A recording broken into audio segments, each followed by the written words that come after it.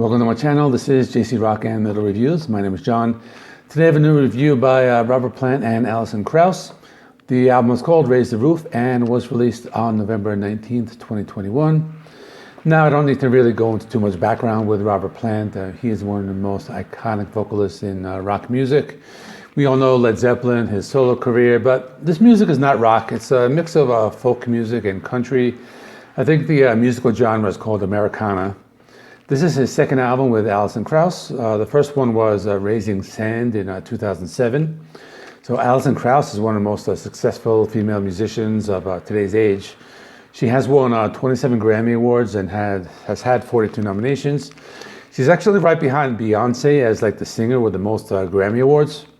So basically this album is an Americana album, so don't expect anything like Led Zeppelin or like the 80s solo career.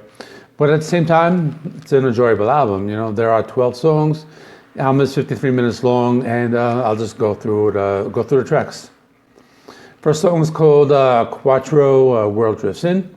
This one starts off with some mandolin strumming with Alison and Robert singing the first verse together. The song is carried by a soft drum beat, and the song has some pretty cool guitar fills and kind of gives the song a country music feel. It's a cover song written with the original artist being Calexico, I guess. And there are a lot of cover songs, so I will mention the ones that I do know. So next song is called The Price of Love. So the song has a slow building intro. It reminds me a lot of Gold Dust Woman by Fleetwood Mac. So Alison does do the lead vocals on the song. You know, Robert's more in the background, but I really like the slow atmospheric quality of this song. Next is Go Your Way.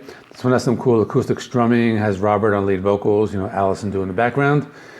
Pretty cool folk rock quality, and you know, if I'm going to make any Led Zeppelin comparisons, it does kind of have a feel like something like Going to California. You know, but Robert is probably not at the age to be doing any of those screams anymore, but the song does have some pretty cool rock drumming. After that, Trouble With My Lover, a soft folk rock song, has Alison on lead vocals. You know, Robert's in the backing vocals on this one. One's pretty cool, like the smooth sound, has a slight country feel to it. Next, Searching For My Love. Now this is a cover song originally by Bobby Moore and the Rhythm Aces. The original song is an R&B soul song from 1966, so this cover does keep that classic R&B sound. Now with Robert Plant's vocals, the sound reminds me a little maybe of his days from like the Honey Drippers. It does have a little of that like old, you know, like rock and roll quality to it. But Robert does take the lead with this and with Alison on the backing vocals. Next, Can't Let Go. Pretty cool song. I like the intro. It reminds me of like 60s surf music, and it's a good song. And they did release this as a single.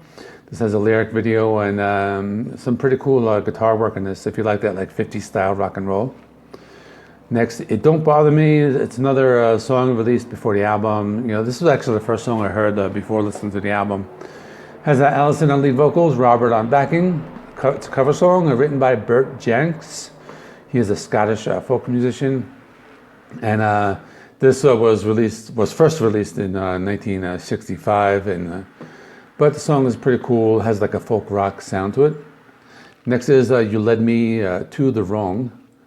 And a cover song originally released by Ola Belle Reed. It's a bluegrass song, has Robert on lead vocals. Very slow bluesy sound backed by guitar and violin. Next, Last Kind, Word Blues, a cover song with Alison on lead vocals. The original is a blues song by Geeshie Wiley, and the song has a country and bluegrass sound.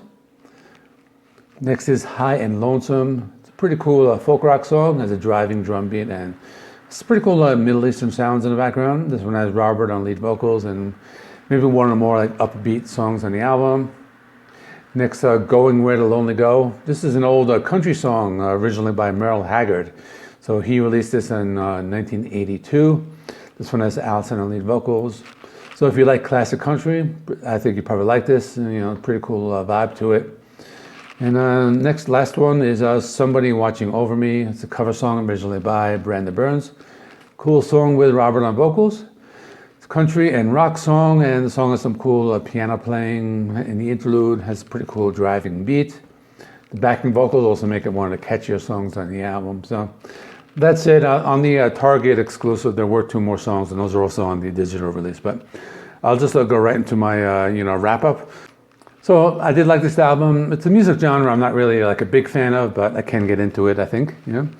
I think it's a good listen if you want to hear like something like relaxing. If you're a fan of Robert Plant, you definitely like this. If you like country and bluegrass and you like Alison Krauss, you'll definitely like this. I mean, they're probably two of like the best musicians like at this time. They are two of the greatest vocalists. And that's it. Good album, production's really good, musicianship very, very good. It's actually awesome. So it is kind of hard for me to rank this type of album, but anyway, I'll give it an 8 out of 10 because I thought it was pretty good. So let me know in the comments what you thought of the album. So anyway, up next, I'm going back to some brutal heavy metal. Got some new album by Obscura. Next week, I want to do some different stuff. So I want to do some more. Maybe I'll try to squeeze in 2 rankings with Death and Dream Theater. AC/DC, for those about to rock, that's celebrating a 40-year anniversary. But I did a classic album review of that last year. So instead, I'll do something different. I want to do a versus video. So I want to compare For Those About to Rock with Back in Black. And I almost forgot, Metallica's Hardwired to Self-Destruct just had an anniversary pass, I think, a few days ago. So I want to do a 5-year anniversary review of that. And that one can be kind of like similar to the one I did for AC/DC's Power Up, because that was an album that I did buy like the day it came out. And I want to just kind of compare what I think of it now and how it has grown over the past 5 years. So I'll do it that way. That's it. Please remember, like, comment, subscribe. Check out some of my other videos right there. Thanks for watching. I'll see you all in the next one.